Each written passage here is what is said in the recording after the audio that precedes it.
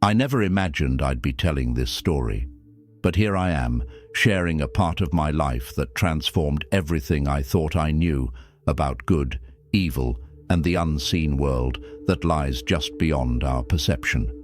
My name is Rosemary Winters, and what I experienced that cold November night reshaped my understanding of reality. It was around 11:30 p.m. when I was heading home from a visit to my grandchildren in Sacramento.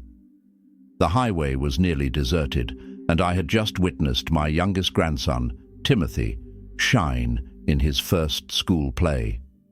At 62, these were the moments that filled my heart. As I reached to adjust the heater, I lost control of the car.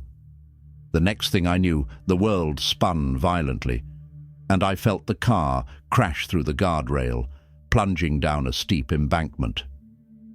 In those terrifying seconds before impact, I whispered, "Jesus, help me." Then, everything went dark. The doctors later confirmed that my heart stopped for 13 minutes. The paramedics had to bring me back 3 times in the ambulance. But what I encountered in that darkness, what I experienced during those minutes, changed me forever. What I experienced during those 13 minutes felt like both an eternity and an instant.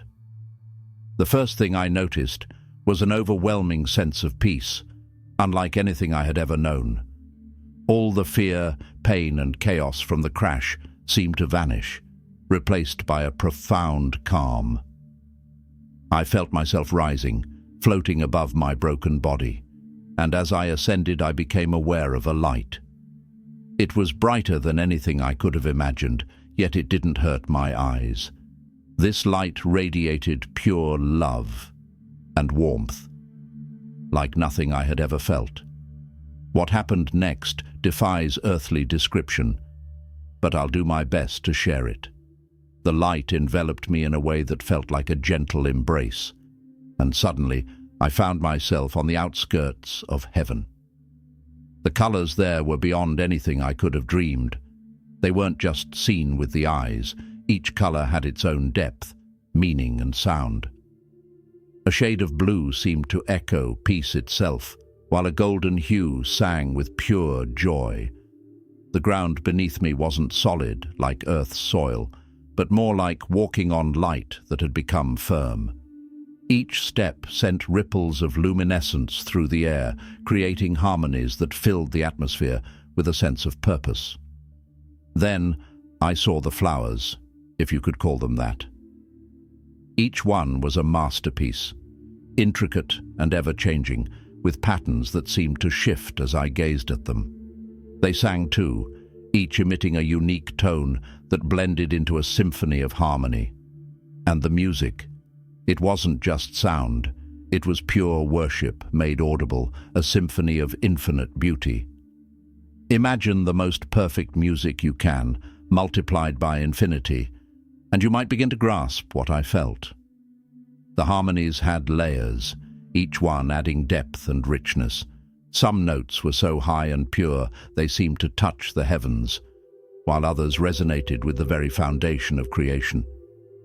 It was an experience beyond anything I could ever put into words. As I stood there, awestruck by the breathtaking beauty surrounding me, I suddenly became aware of movement in the distance.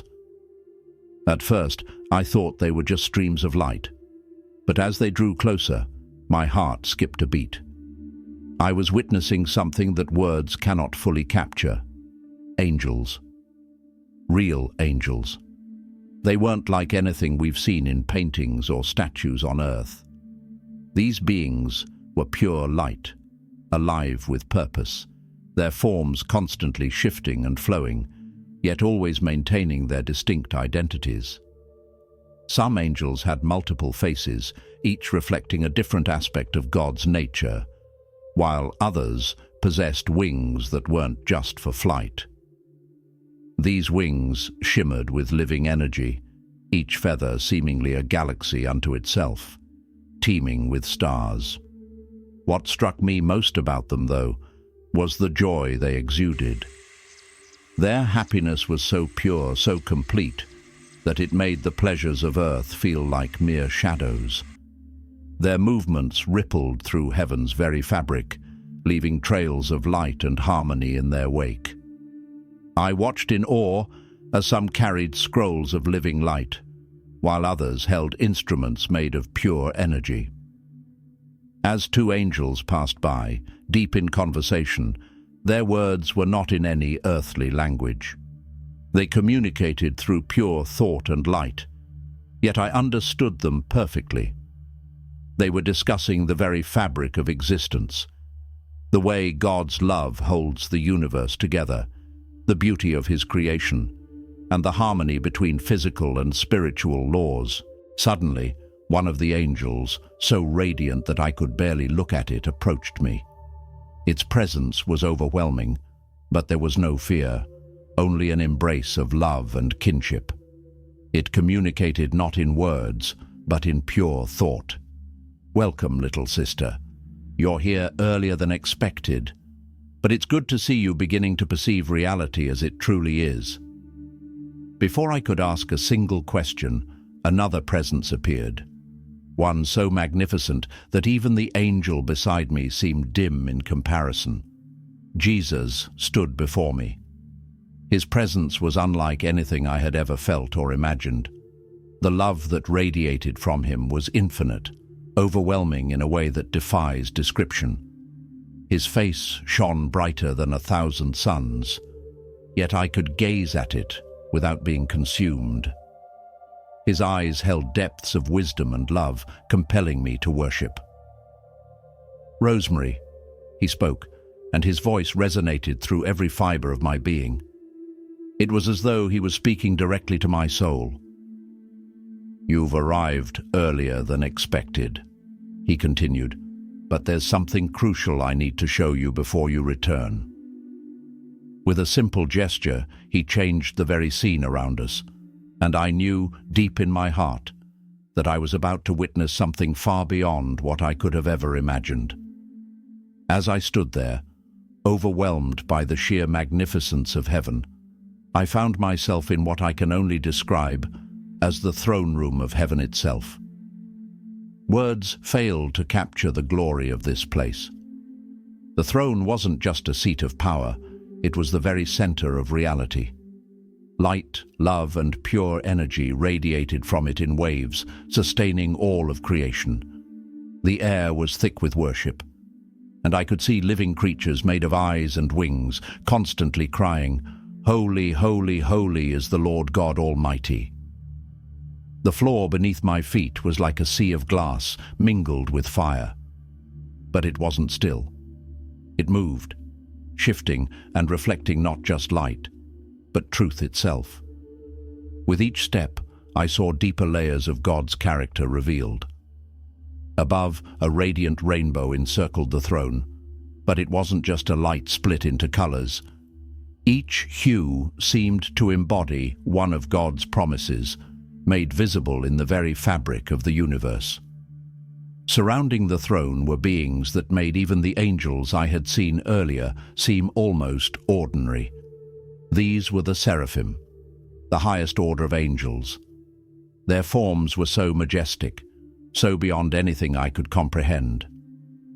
Each one had 6 wings, 2 covering their faces in reverence, 2 covering their feet in humility, and 2 with which they flew. They moved in perfect harmony, their very existence an unceasing act of worship. Alongside them stood the cherubim, mighty beings of power and authority, their forms shifting between faces of lions, oxen, eagles, and humans, each aspect reflecting a different part of God's creation. But even among these magnificent beings, one stood out. This angel was more glorious than the rest. His beauty was beyond anything I could have ever imagined. This was Lucifer, before pride had twisted his heart. His form shimmered with living gems, emeralds, rubies, sapphires, and diamonds, each one glowing with pure light. With every movement, he created cascades of color and harmony that the other angels reflected and amplified. His wings were vast, containing entire universes within their span. But it wasn't just his appearance that was remarkable, it was his presence. A charisma that drew everything toward him without effort, commanding attention with his every action. When he sang, heaven itself seemed to vibrate in perfect harmony with his voice. His worship was flawless, his understanding profound, and his service complete. But as I watched, I noticed something different. He led the heavenly worship in a way that felt off. While the other angels directed all glory toward God, Lucifer seemed aware of his own role in the worship. It was subtle at first, so subtle that I almost missed it. His gestures became more dramatic, his movements more elaborate. It was as if he began to draw attention to his own skill rather than directing all glory to God. Jesus, standing beside me, spoke softly, his words carrying the weight of eternity. Watch closely, Rosemary. Few humans have ever seen what you are about to witness. Understanding this will help you grasp the true nature of the battle being fought for every soul. As I observed Lucifer, I saw what Jesus meant. Lucifer, once the seal of perfection, full of wisdom and beauty, was beginning to focus more on himself, on his performance, rather than on the one he was meant to glorify. The other angels, in contrast, continued their flawless worship, never drawing attention to themselves, their movements a beautiful reflection of God's will. Some were made of pure music, others of living light, and some of mathematics, each contributing to the perfect harmony of creation. True worship, Jesus explained, is not about the worshipper. It's about the one being worshipped. When a created being begins to focus on their own role in worship rather than on the giver of all gifts, corruption begins. As we watched, the subtle shift in Lucifer's worship became apparent. His focus had shifted from God to himself, and in that moment, pride began to take root. It was heartbreaking to see how such a perfect being, created for the highest purpose, could fall so far. The corruption was slow, like the creeping of a shadow, but it was inevitable. The angels around him, still worshipping in perfect unity, did not share in his pride. They understood their roles and found fulfillment in their service to God, never seeking glory for themselves. And then Jesus turned my attention back to Lucifer. "Watch carefully, Rosemary," he said.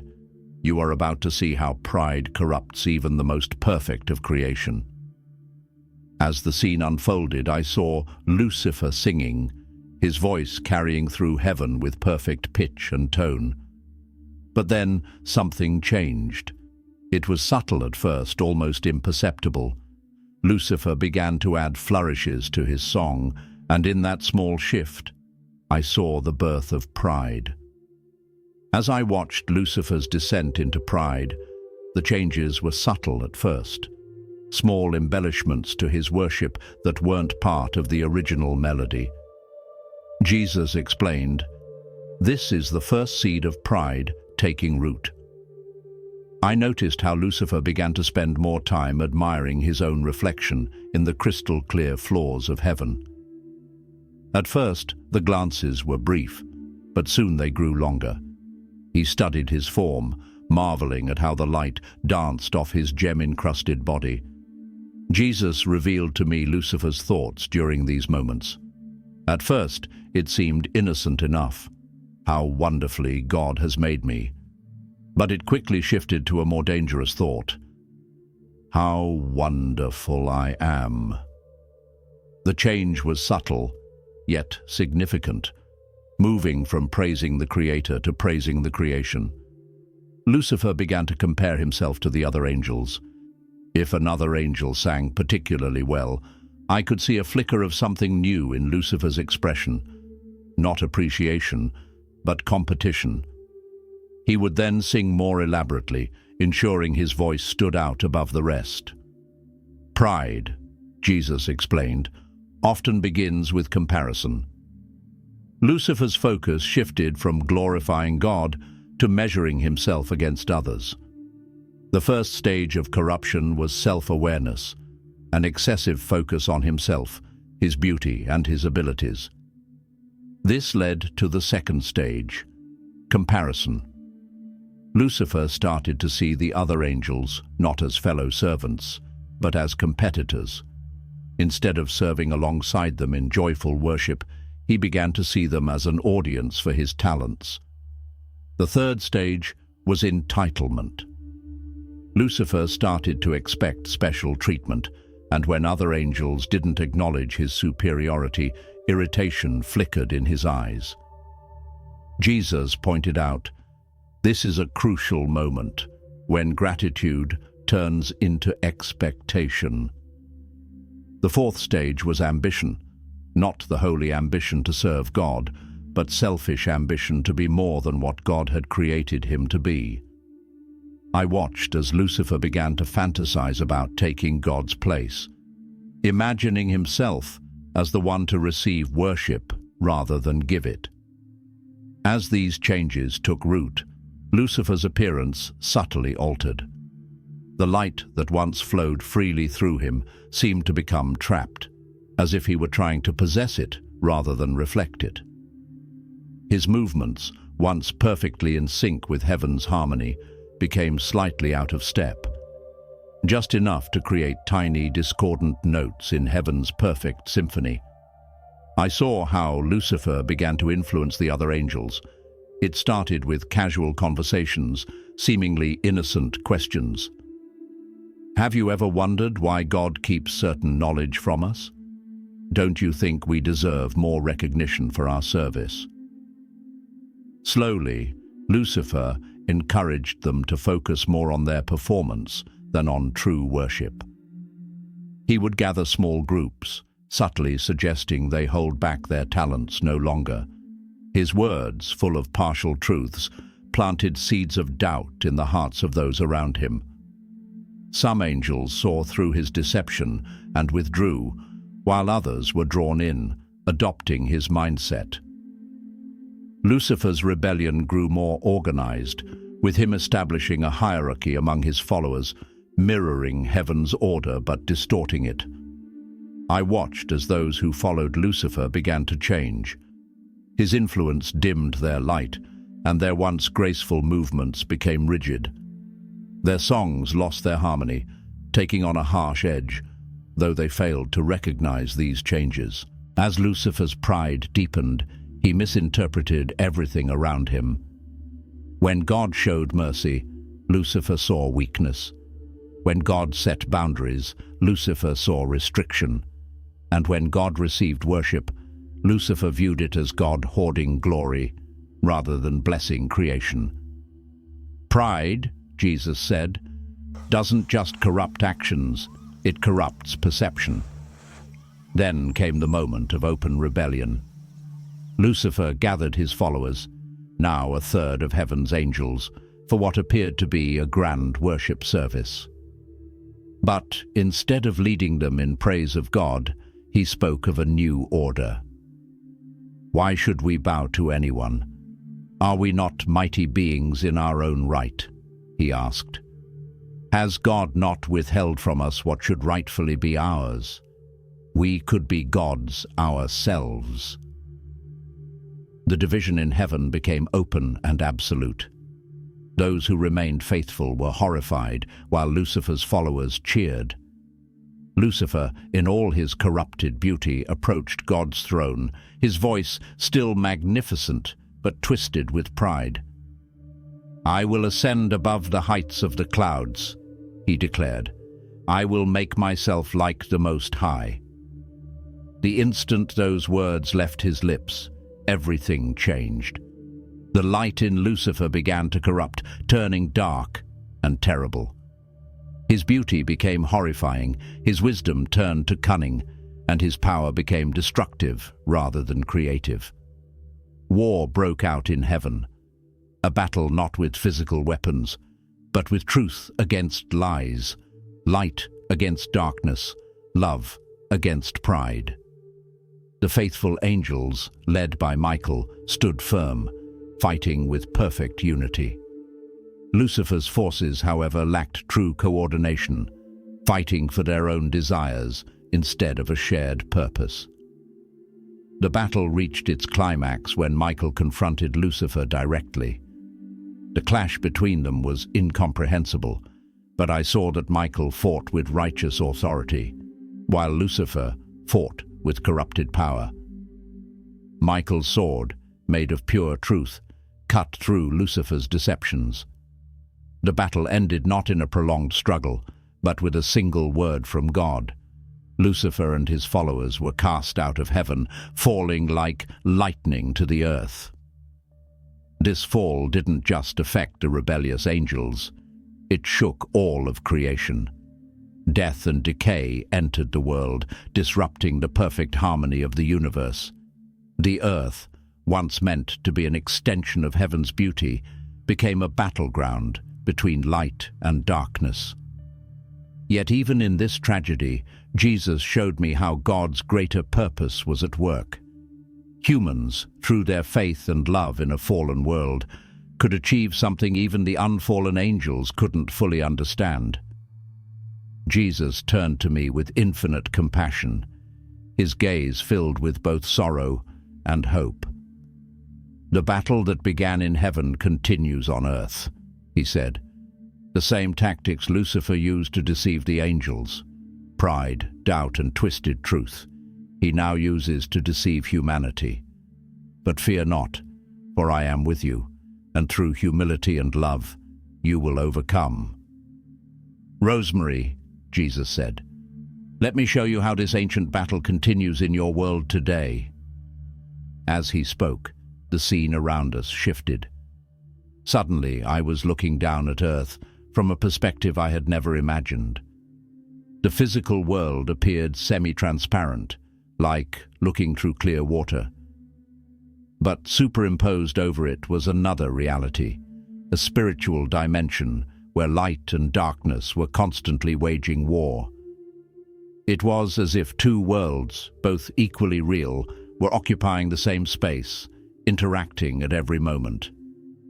"What you see here will help you understand the true nature of spiritual warfare," Jesus said, as I watched the two realms collide.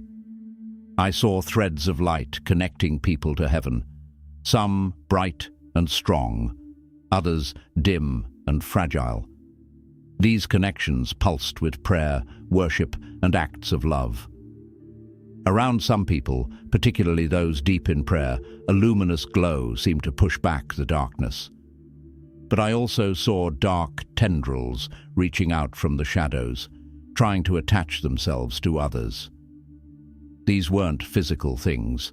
They were spiritual influences, temptations and deceptions, operating like the subtle doubts Lucifer had used in heaven, but now adapted to exploit human weaknesses. "Understand this," Jesus continued. "Satan cannot force anyone to sin, just as he couldn't force the angels to rebel. He uses the same tactics: pride, doubt, and twisted truth." I saw these tactics in action, manifesting in everyday life. In one scene, a businessman was making a decision at work. Around him, both light and darkness were trying to influence his choice. The light whispered truth and integrity, while the darkness suggested, "Everyone cuts corners sometimes." Jesus pointed out how the enemy rarely suggests obvious evil. Instead, he specializes in small compromises, one tiny step away from the truth at a time.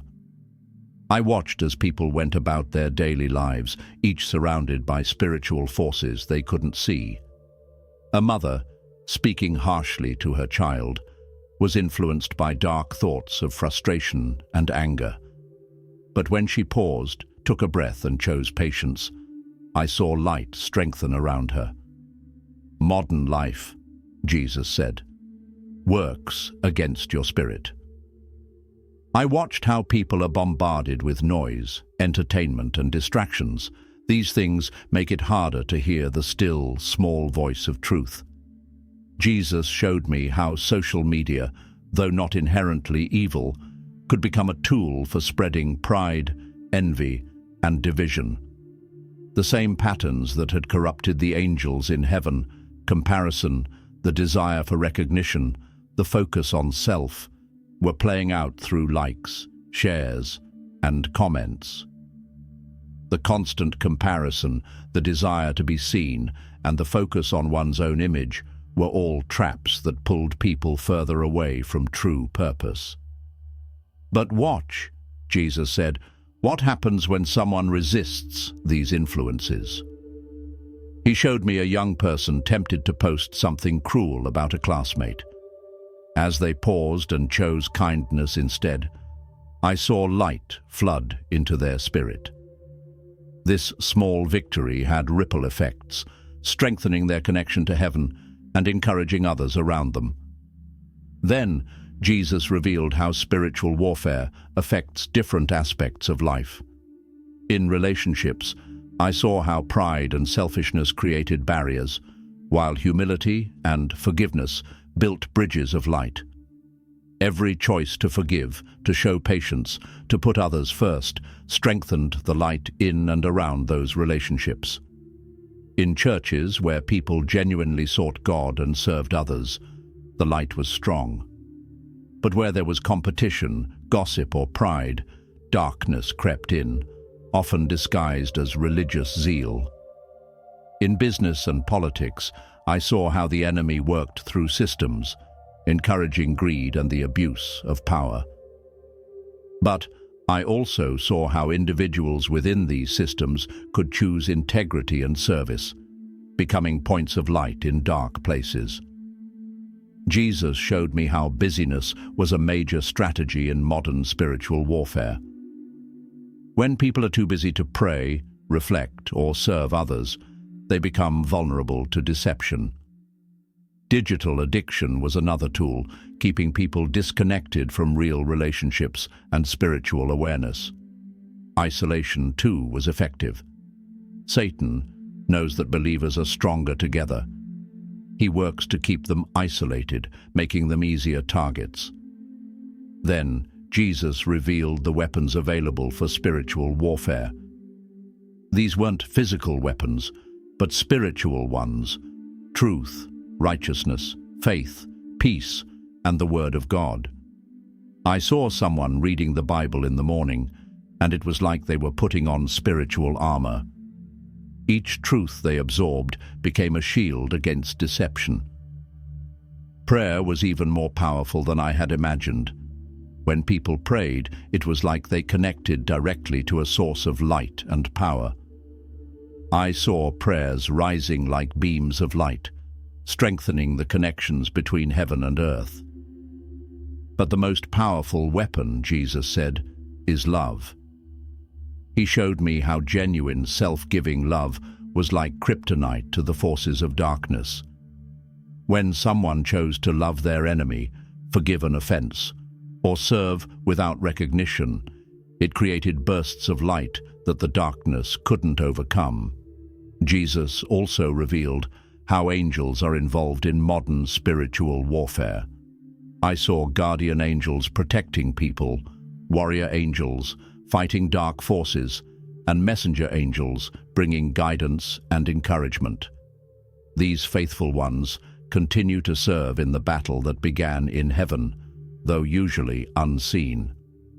I watched as angels comforted someone struggling with depression, protected a child from danger, guided a pastor preparing a sermon, and encouraged a missionary in a difficult situation. But Jesus made it clear, while angels help, the crucial choices remain with us. Each person must choose whom they will serve. No angel can make that choice for them. Jesus showed me how spiritual warfare often centers around the mind. The battle is for what people believe and focus on. I saw how negative thoughts, if entertained, could become footholds for darkness. But when people chose to take every thought captive to Christ and replace lies with truth, Light flooded their minds. Jesus also revealed how worship acts as a powerful weapon in spiritual warfare. True worship aligns created beings with their Creator's purposes, just as it did in heaven before Lucifer's fall. I saw people worshipping, and it was like they were joining the eternal song of heaven. Their praise strengthened the light around them, pushing back the darkness.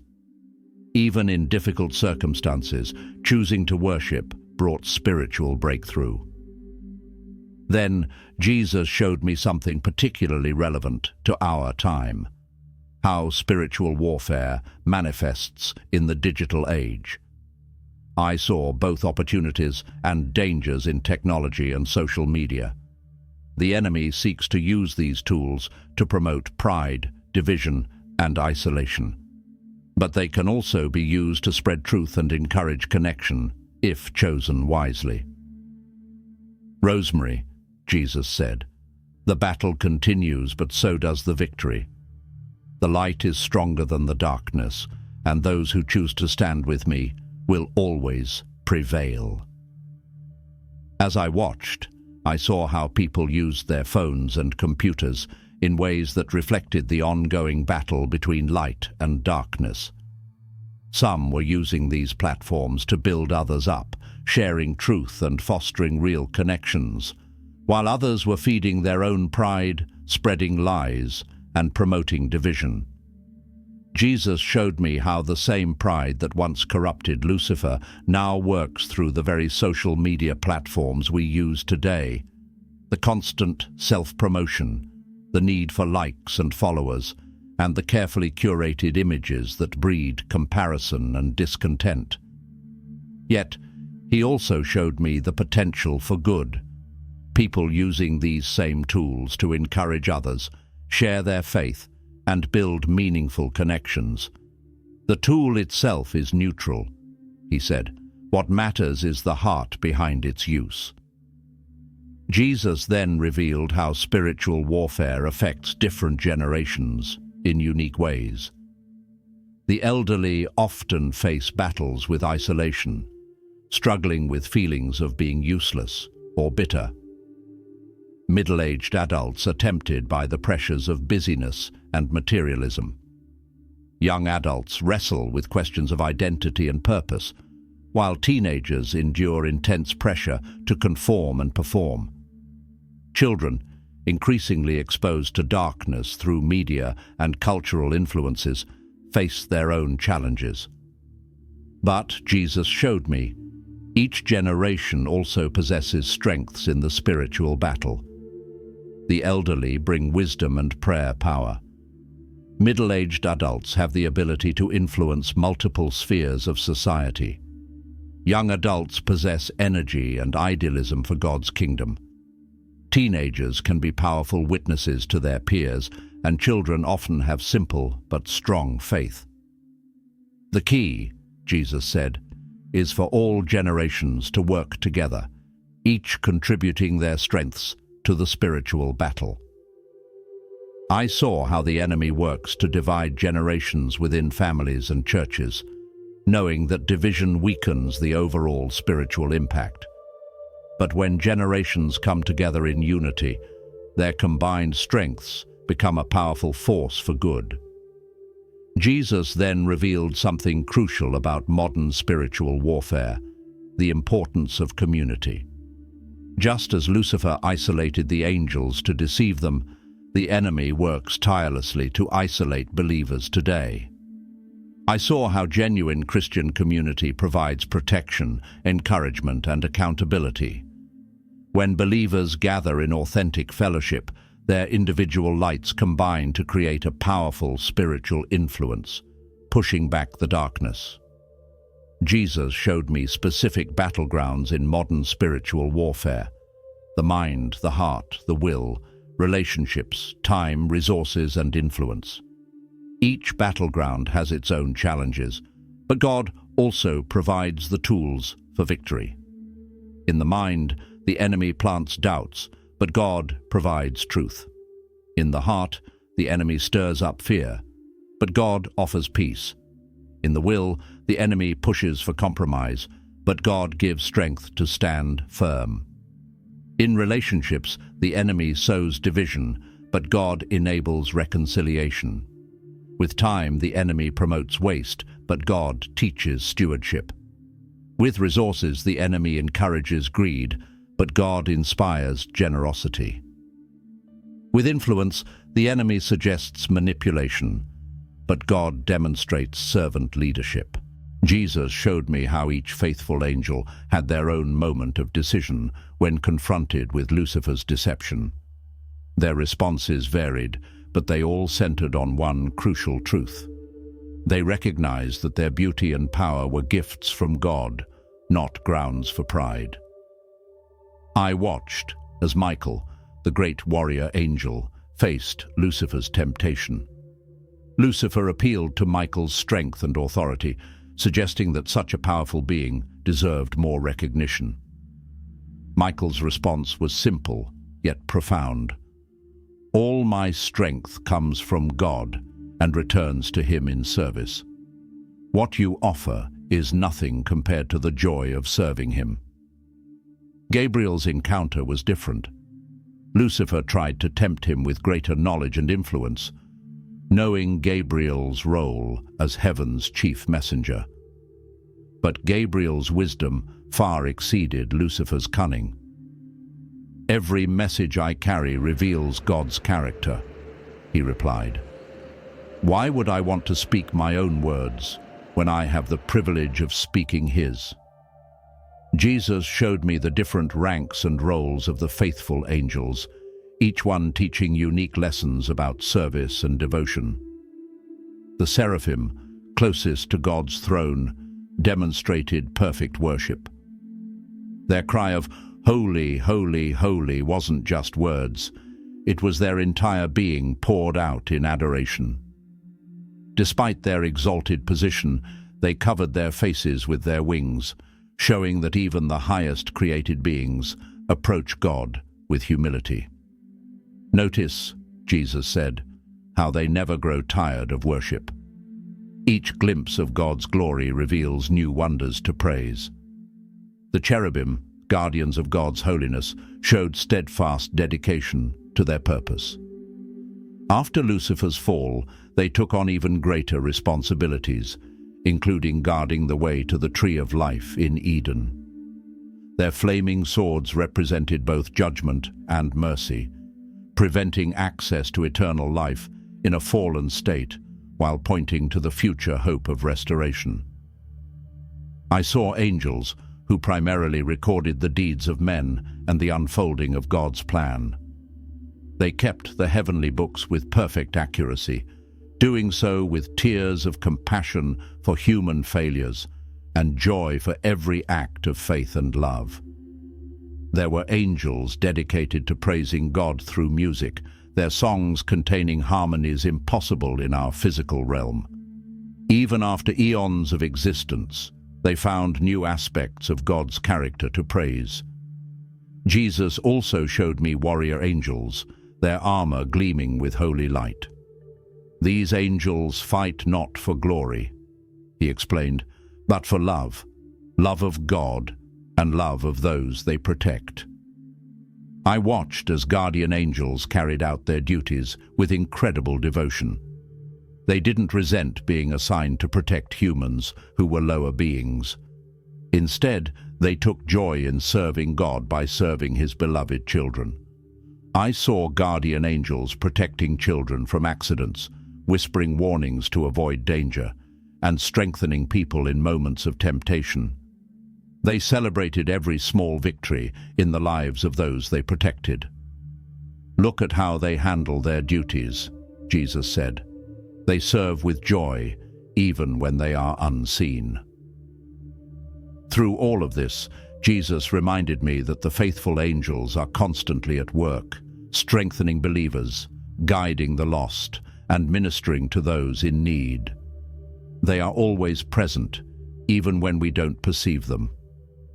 Their joy is in seeing us walk in truth, taking every step of faith and growing spiritually. Even when we struggle, the angels remain steadfast, rejoicing over every small victory, every choice for love over hate, every act of forgiveness, and every moment of faith. They understand that our journey is not about perfection, but about the heart we bring to God in every moment.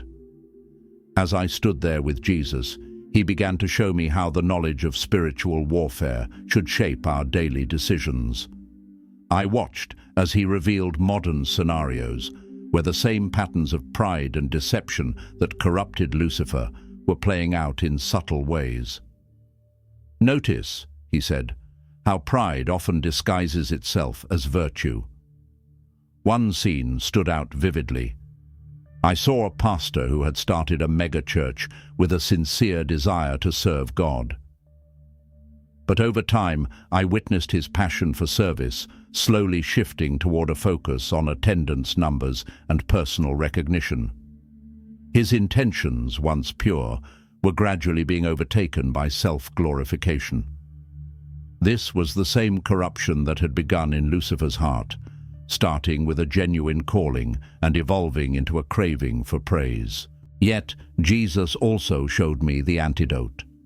Another pastor, facing similar success, remained humble, always redirecting praise to God and focusing on the souls he served rather than statistics. His light grew brighter and his ministry flourished, not because of numbers, but because of his genuine heart for God and people. Jesus then revealed how social media had become a modern battleground. He showed me how the enemy uses these platforms to promote the same self-focus that led to Lucifer's fall. I watched people craft perfect online personas, building mini-thrones for themselves, hoping to receive worship through likes and followers. The parallel to Lucifer's desire for recognition was undeniable. But Jesus also showed me another side. People using the same platforms to share truth, encourage others, and build real, meaningful connections. "The tool itself is neutral," he explained. "What matters is the heart behind its use." He continued to show me how modern technology could either isolate us from real relationships or strengthen genuine community. I saw people making choices. They could use their phones to escape reality or to organize acts of service and encourage others. The battle was not about the tool, but about how we choose to wield it. Jesus also showed me how spiritual warfare plays out in our personal lives, particularly within our families. The same tricks the enemy used in heaven to cause division, those small hurts and misunderstandings, are still at work today. I saw families torn apart by unresolved conflicts, but there was hope. When family members chose forgiveness and humble love, their homes transformed into bright lights in a dark world. In the workplace, the enemy feeds prideful ambition, much like Lucifer's desire for promotion. Yet when people chose honesty, service, and humility over self-promotion, they created spaces where God's presence could change the entire workplace culture. In churches, Jesus showed me how spiritual pride could corrupt even the holiest of spaces. Just as Lucifer turned worship into performance, many people today turn their faith into a show. But then he showed me communities where humble worship and genuine love served as strong barriers against darkness. In our personal lives, we are faced with daily choices between pride and humility. Should we take credit for something or give it away? Should we demand our rights or extend grace? Should we promote ourselves or serve others? Every decision, no matter how small, either strengthens or weakens our spiritual armor. Jesus taught me practical ways to handle these challenges. He spoke about the importance of morning prayer and meditation, beginning each day by acknowledging our dependence on God. I watched how those who started their days with humble prayer were better protected from the pride that could rise up later. In our thought life, he showed me something profound. The battle starts in the mind. Victory begins when we take every thought captive. I saw people learning to spot and reject proud thoughts before they could take root. Our words also matter. I watched as people stopped promoting themselves and began using their words to build others up and glorify God. Handling success can be more challenging than failure, Jesus explained. I saw how people who received praise could either let it feed their pride or use it to glorify God. When it comes to criticism, Jesus showed me how our responses reveal our spiritual health. Those who became defensive missed opportunities for growth, while those who humbly accepted correction grew stronger. Service, especially when done without recognition, builds spiritual strength. Jesus showed me how private acts of service are powerful weapons against pride.